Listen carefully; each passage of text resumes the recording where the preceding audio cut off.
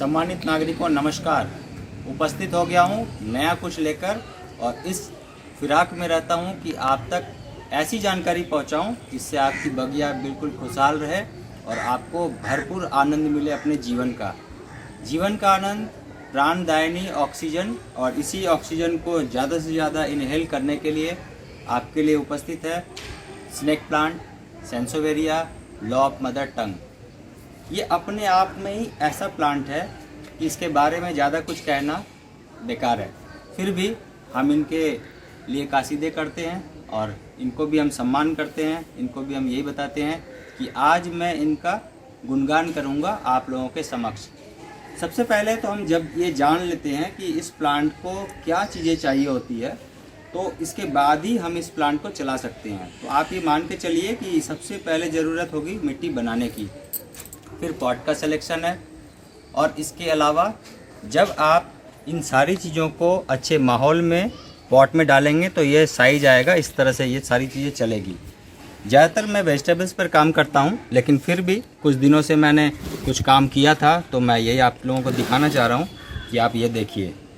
Season पर भी बात होगी। सबसे पहले तो यह है कि ये जब आप फेब के महीने से लगाते हैं तो अभी जाके ये मई जून जुलाई, जब तक बारिश का रेनी सीजन का टाइम होता है तब तक ये बिल्कुल शानदार चलता है। और ये बहुत ही हार्ड प्लांट है, तो आपको ये ध्यान रखना है, पानी इस पर कम रखना होता है। अब हम बात करते हैं मिट्टी बनाने की। 10 किलो गार्डन सॉइल, 1.25 किलो आपको लेना है रेत, इसमें आपको मिलाना है 1.25 किलो कंपोस्ट, या तो आपका किचन कंपोस्ट हो या तो आप वर्मी कंपोस्ट ले आ रहे हैं।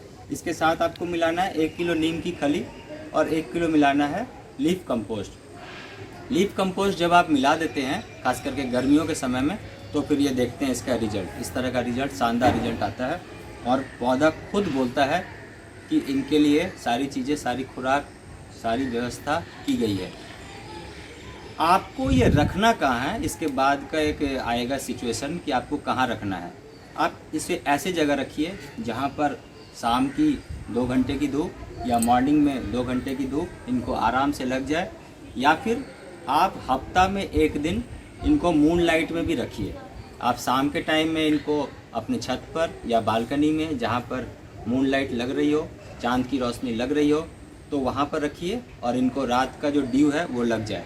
खास करके वैसे समय में जब हमारी चांद का शुक्ल पक्ष होता है, उस शुक्ल पक्ष में भी आप रख सकते हैं। जैसे चांद का जो चांद रात का एक पखवाड़ा आता है, उसमें भी आप इनको मून लाइट में रखते हैं तो ये बिल्कुल शानदार चलता है। मून लाइट को देखकर भी पौधे अट्रैक्ट होते हैं और उनका ग्रोथ बहुत शानदार आता है। सारी चीज़ें आपके बालकनी से लेकर आपका टेरेस तक की ये शोभा है। और इंडोर में भी जब आप रखते हैं तो इंडोर में आप इनको बिल्कुल अच्छे से कॉर्नर में अपने यहाँ रखिए, डाइनिंग रूम के कॉर्नर में रखिए। लेकिन एक चीज़ जो स्पेशल है वो ध्यान रखिए कि कोई भी पौधा इंडोर नहीं होता है। प्रकृति ने किसी भी पौधे को इंडोर नहीं बनाया है। तो आपको ये ध्यान रखना है कि आप इनको हफ्ता में कम से कम 2 घंटे की धूप ज़रूर दिखाएंगे।